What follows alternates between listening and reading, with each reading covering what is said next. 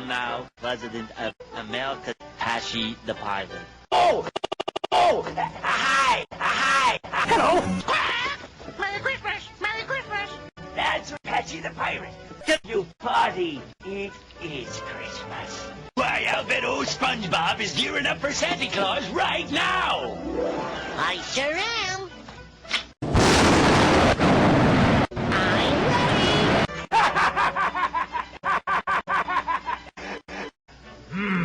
Unbaked cookie dough. Cookie dough. Party, what cookie dough? Go! Cookie! Party, go! It's here cookie doughs for the parrots, not for pesky children.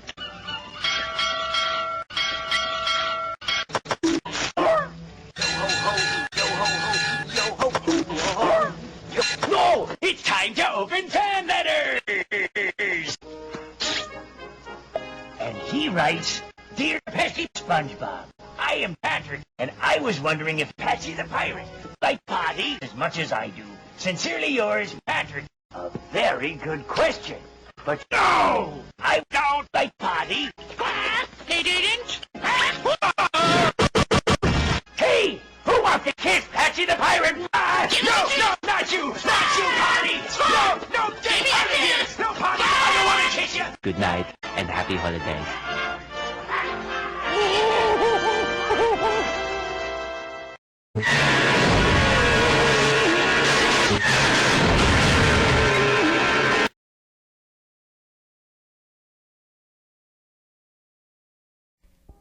The day that Scaredy Pants was released, about half of the world knew what SpongeBob was. I was part of the other half that didn't know what SpongeBob was, because I didn't have enough of a developed brain, I guess. But when I finally did get to see this episode, which was when I got cable, I thought it was a pretty good episode, until I saw it again about 2 months ago.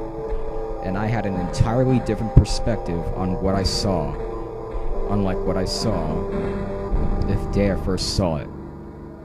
And that's what inspired me to make this review. So is everybody ready? Here we go. The episode opens with the following information.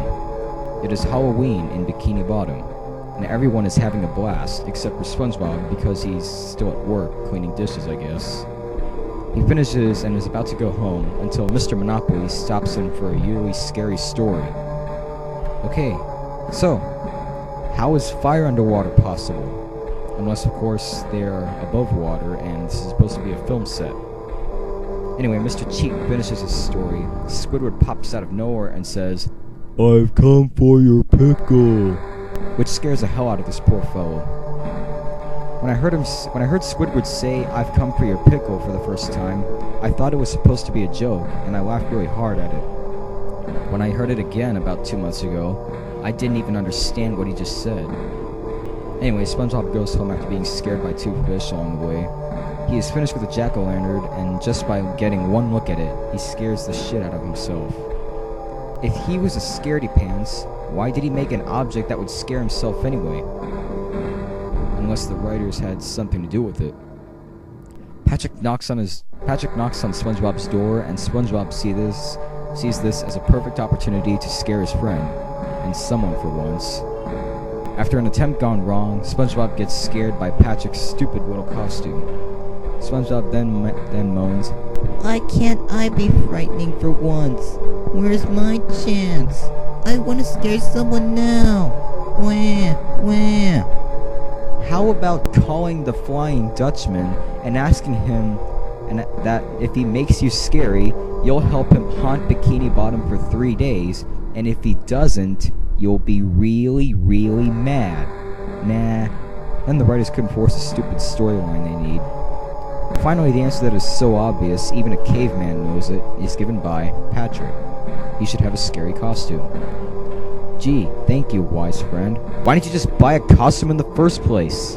Again, like Confused Matthew said, whenever you have no story to tell, you gotta eat up screen time any way you can to make a special effects reel feature length.